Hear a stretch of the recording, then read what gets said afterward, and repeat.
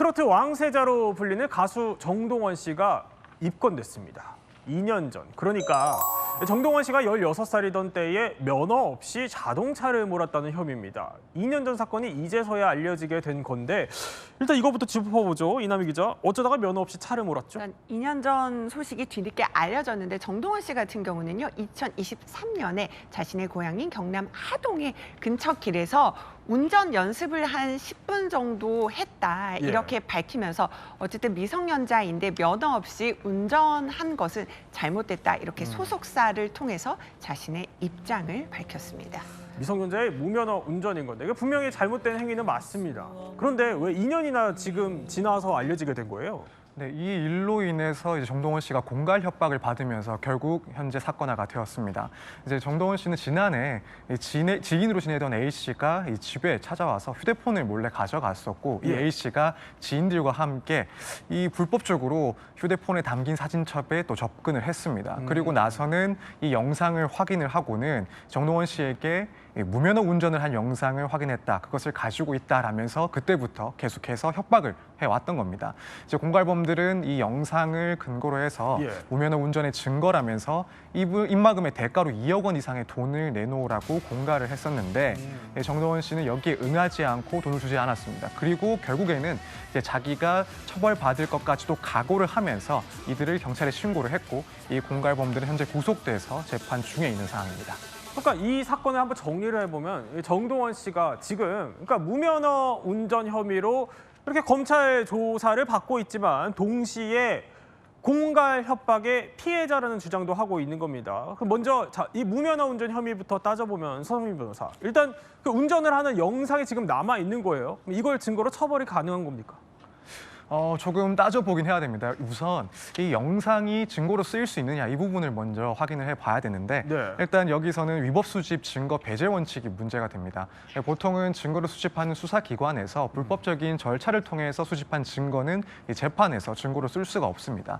다만 이제 이 사건 같은 경우에는 개인들이 수집한 증거에 해당하기 때문에 과연 이것도 위법한 증거인가, 이 부분이 문제가 되는데, 이러한 경우에는 법원에서 공익적인 가치, 또 한편으로는 침해될 수 있는 그런 개인의 기본권을 고려를 해서 판단을 하게 되고, 사실 이렇게 불법적으로 이런 증거를 수집한 절차들, 그런 과정들을 봤을 때 결과적으로는 이 증거의 자격이 인정되지 않을 것이다. 따라서 증거로 쓰이지 못할 가능성이 매우 높다라고 보입니다. 그럼 이제 다른 증거들이 중요한데, 우선 소속사 측의 입장을 보면 지금 정동원 씨는 자기 잘못을 인정하고 있는, 그러니까 자백을 하고 있는 상황으로 보이긴 합니다.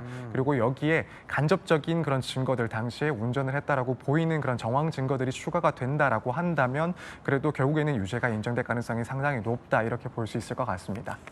그런데 하나 더 짚어볼 게 정동원 씨가 도로교통법을 위반한 게 이번이 처음이 아니란 점이에요. 네, 그렇습니다. 사실은 2023년 3월에도 이제 도로교통법 위반을 해서 기소유예를 받은 사건이 하나 있었습니다. 당시에 이제 오토바이를 자동차 전용 도로에서 운전을 했기 때문에 여기에 대해서 처분을 받았고, 물론 처벌은 아닌 기소유예 처분을 받았습니다.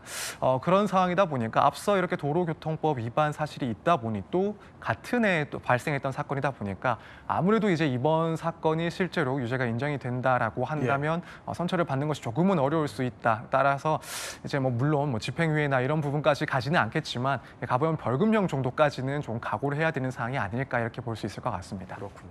그러면 이것도 한번 따져봐야겠습니다. 이남희 기자. 자, 그러니까 정동원 씨 측의 입장은 이뿐만이 아니라 이렇게 입막음의 대가로 돈을 내놔라, 이런 협박을 받아왔다는 거예요.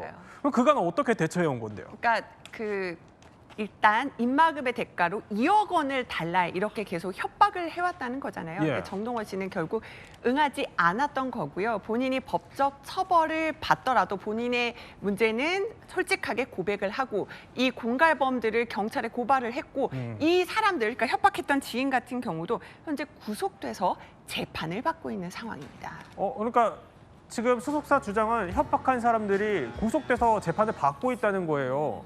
만약 이게 협박한 게 사실이면 근데 이 사람들은 어떤 처벌을 받게 됩니까? 일단 지금까지 의혹이 사실이라고 한다면 상당히 중한 처벌을 받을 가능성이 높다라고 보여집니다.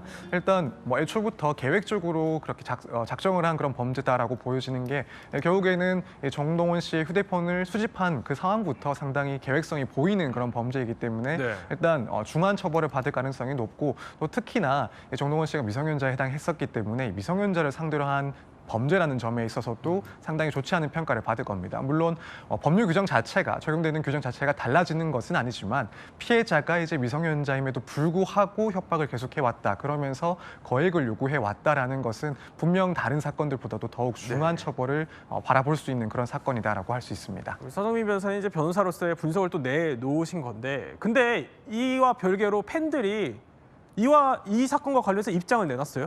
그렇습니다. 일종의 성명문 형태로 입장이 나왔습니다. 크게 세 가지로 요약할 수 있겠는데요. 첫 번째로는 정동원 씨의 무면허 운전은 비판받아 마땅하다는 입장입니다. 그래서 본인도 다시는 이런 행동하지 않도록 반성하고 재발 방지에 노력해야 된다라는 거고요. 두 번째로는 잘못한 건 맞지만 그렇더라도 너무 과도한 추측으로 비난을 하거나 혐오로 이어지지는 않았으면 좋겠다라는 당부를 하고 있습니다. 또 하나 세 번째 내용은 이게 수사 단계에서 수사 결과가 나오기도 전에 일종의 피의 사실이 공표된 것 아니냐. 그렇다면 이런 부분도 주의가 필요하다라는 주장을 하고 있는데요. 네. 이와 별개로 전문가들이 지적하는 사항은 많은 이 연예인 소속사와 연예인들이 좀 귀담아 볼 부분이 있는 것으로 보입니다.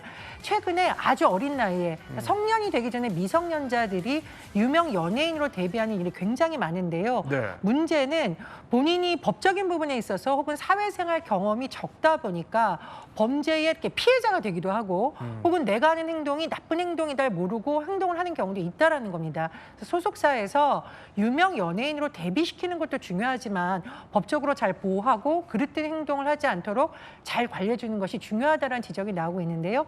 이 부분은 뭐 팬도 연예인들도 소속사들도 다 공감하지 않을까 싶습니다.